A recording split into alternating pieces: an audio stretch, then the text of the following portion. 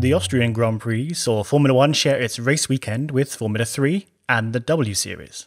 And last year, Formula 2 supported the main Grand Prix, so this might well be a prime opportunity to have a quick comparison of the four series to see how they perform against one another on track. But let's quickly come together in celebration of today's sponsor, Skillshare. Skillshare is an absolutely superb online community of creatives where you can learn and develop skills across all manner of areas like creative writing, graphic design, music, web development, loads more.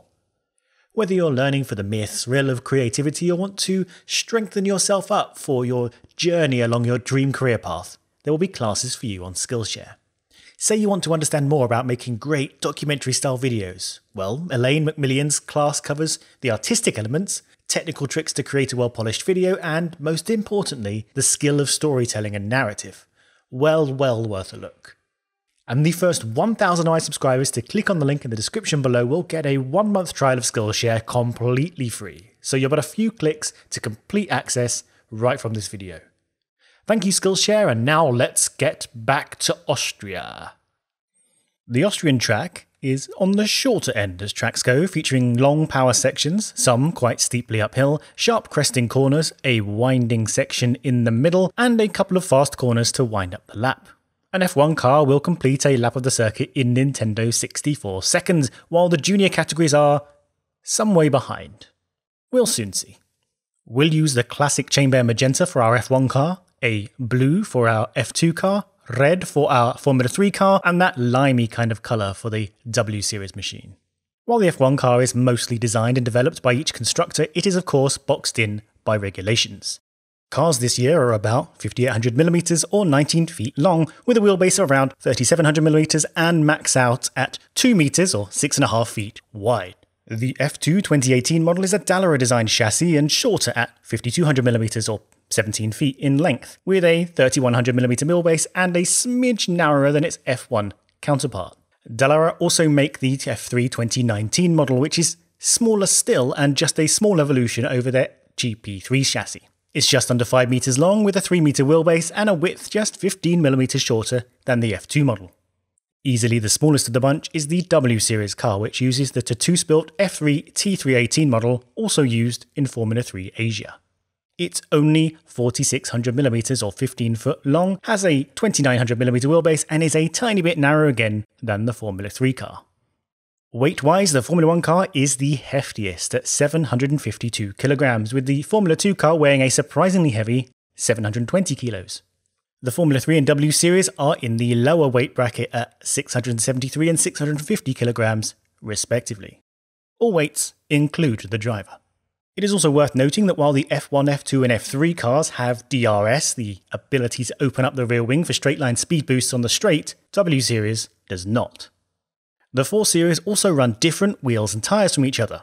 Currently, Formula 1 runs 13-inch rim Pirellis with a 670mm overall tyre diameter and a 305mm wide tread at the front and a 405mm wide tread at the back. Real chunky boys. Formula 2 have already graduated to the 18-inch rims that Formula 1 will adopt next year. These are a little larger overall at 705mm, but run a good bit narrower than Formula 1 front and back.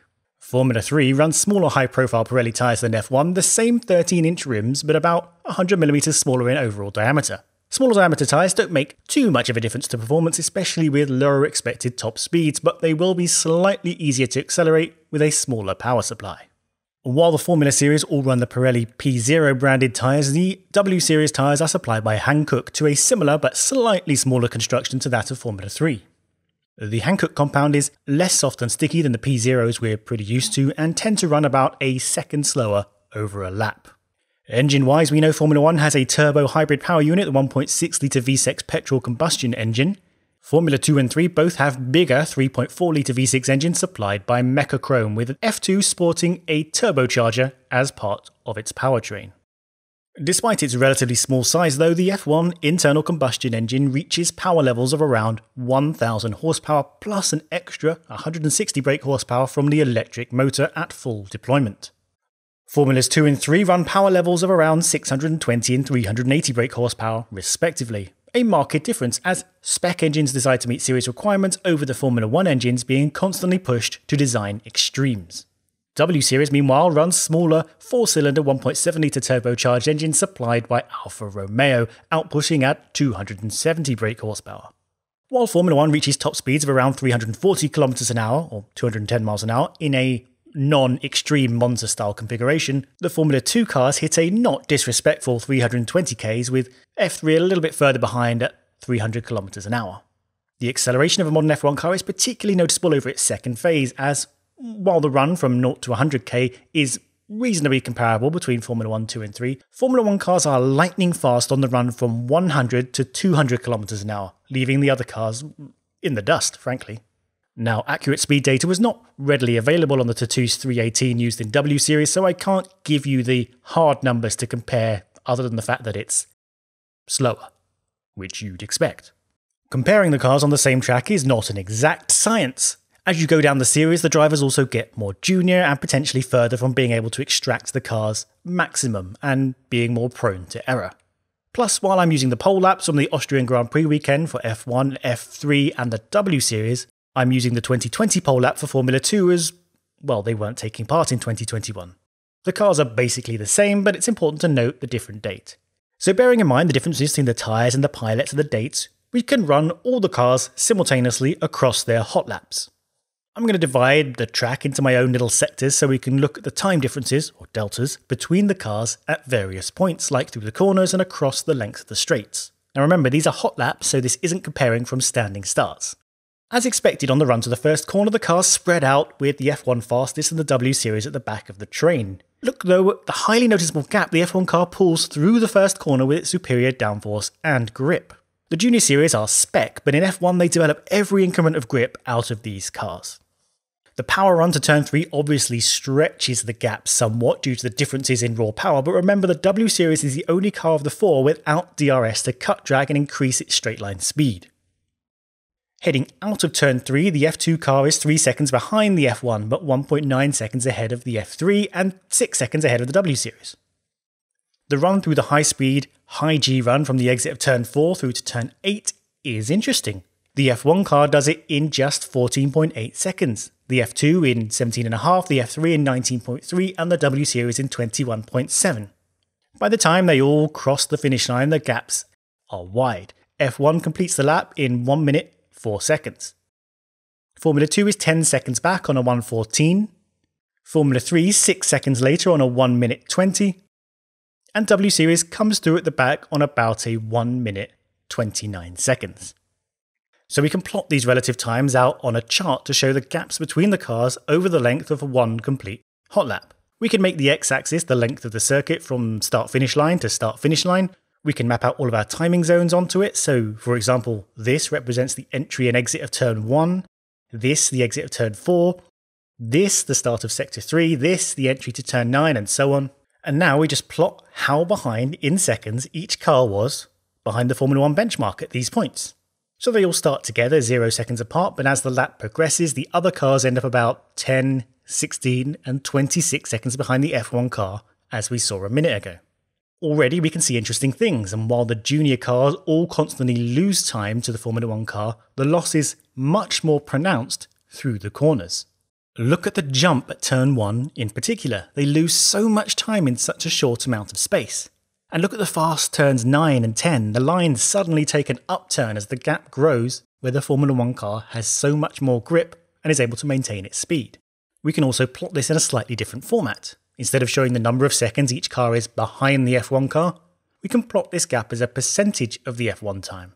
So what I'm saying is, if the F1 car hits a timing marker at, say, 10 seconds, but the F2 car hits it at 11 seconds and the F3 at 12, then the F1 car is 10% behind and the F3 car 20% behind.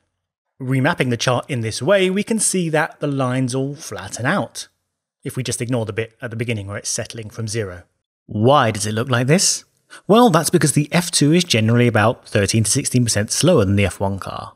F3 is about 24 to 26% slower and the W Series about 40 to 43% slower. Now these lines will get flatter and flatter as the lap goes on, and flatter still if we let the model run and run, as the percentage changes will average out over time and we'll see less dramatic fluctuations where the car performance differs. What's notable in this framing is that the lines slope downwards through the long straights. Now why is that? Now that's because they are climbing towards their top speeds, and the cars just running flat out against each other is where the F1 car's advantage is actually at its smallest. The F1 car's biggest advantage over the others is through the corners, so as the cars just run towards top speed, the percentage difference between them tends towards their top speed differences. You might also notice the W Series line looking a little bit interesting, suffering much less on the slow corners than the others. Still losing time to the F1 car and the others, but much less pronounced. Meanwhile, the F2 car seems to suffer the most through the slow, throw-it-in first couple of corners. Now this could speak to the comparative instability of the F2 car compared to the W Series in this type of corner, managing the power to downforce and mechanical grip ratio. But I need to note that the W Series line is the least accurate as I had no onboard to map it to, so everything was marked by outboard video. But we can return to the chart showing the actual gaps in seconds, but recenter it, so instead of comparing everything to the F1 time, we can match it to the F2 lap time. And in this case, obviously we see the F1 car is pulling away through the whole lap, but through turn 4, a fast downhill corner, and on the final run to the line out of turn 10, we see the F3 and the W Series cars actually making a little bit of ground on the F2 car, suggesting the Formula 2 car was, at this lap at least, very slightly more twitchy and harder to plant the power in these areas. But focusing on certain areas and types of corners is interesting. So in fact we can do a couple of things here. One is to represent each car's lap as a stack of all their times between each of the timing markers, like this. And then from here we can just re-zero each lap around a particular area. So this is the turn 1 entry point, so let's zero everyone to that point. And similarly on the visual lap runs around the map, we can zero all the cars to this point and just watch the runs through. And seeing this, it's clear just how much of a world apart the F1 car is through turn 1. Just an immense amount of speed compared to our juniors. Turn 3 is interestingly much more comparable if we watch the cars run through this uphill crest. It's much more of a mechanical corner, this one, compared to turn 1. Whereas the runs through turn 6 and 7 again show how the downforce superiority of the Formula 1 cars give it an incredible edge over its competition. F2 and F3 cars are actually quite similar in grip, we can see, but the W Series is kind of languishes the most through this second half of the lap in comparison. So this was a fun exploration, having been given the opportunity to see 3 of these cars together on one weekend. But overlaying them in this way gives us a little bit more insight into the differences between these cars. The British Grand Prix will see F1, F2 and W Series all running their events, but this time with a much more high-speed challenge than Austria offered. So keep an eye on how each car rises to the fast corners offered at Silverstone.